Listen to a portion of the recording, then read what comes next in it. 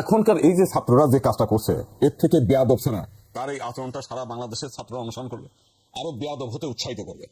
ছাত্রের কাজ হচ্ছে শিক্ষা লাভ করা, সে ওখানে শিক্ষিত হতে আসছে, সে বেয়াদব হইতে আসে নাই, বেয়াদব এই করতে যায়নি। অনেকে দেখলাম খুব তার বাহবা দিচ্ছে, সাহসের মতো কাজ করছে।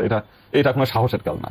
আমি মনে করি এইটা একটা সমাজকে, সে নিজে হলো সেই 2010-2011 সালের হলো ছাত্র, এতদিনে তার করে পাশ করে, লেখাপড়া করে পাশ করে তার এতদিন বড় বিসিএস ক্যাডার হওয়ার কথা ছিল, তা না হয়ে সে এখনো ওখানে ছাত্র আছে।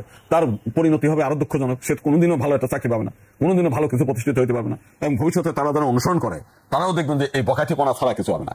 আমার বক্তব্য হচ্ছে যে তোমরা আসবা, এখানে লেখাপড়া করবা, ভালো রেজাল্ট করবা, দেশ সেবার কাজে নিয়োজিত করবা। তোমার দ্বারা তোমার পরিবার, তোমার সমাজ উপকৃত হবে। তোমার আদর্শ অনুসরণ করে আরো 10টা ছেলে শুধু পড়াশোনায় মনোযোগ দেবে। এখন আগের দিনের মতো মানুষ এখন পড়াশোনা করতে চায় না, শুধু এই সমস্ত বেয়াদবদের কারণে। আমি বেয়াদব কথাই বললাম। আমার মতে যে এই কারণে তো শিবির এগিয়ে যায়। শিবিরের বিরুদ্ধে এত প্রোপাগান্ডা, শিবির এগিয়ে যায় কেন? শিবিরের প্রত্যেকটি ছেলে মেধাবী, প্রত্যেকটি ছেলে পড়াশোনা করা যায়। এই যে প্রশাসনকে জোর করে দখল করা যায় চেয়ার, আমি জোর করে প্রশাসনের চেয়ারে বসতে পারবো? আমি ওইখানে বসতে গেলে মেধাবী হতে হয়, ওই চেয়ারে বসার যোগ্য অর্জন করতে হয়। শিবির সেই কাজটা করেছে। তারা কোচিং সেন্টার চালায়, তারা যখনই ছাত্ররা আসে সেই ছাত্রদের যত প্রকার পরীক্ষায় হেল্প করা, লেখাপড়ায় হেল্প করা, সব কাজগুলো করে। মানুষের মনকে এমনি এমনি জয় হয় নাকি? তারা জয় করে নিয়েছে। এরা ভয় দেখায়, ওরা হলো যোগ্যতা দিয়ে, মেধা দিয়ে, এবং শিবিরের ছাত্র সব ভালো রেজাল্ট করে।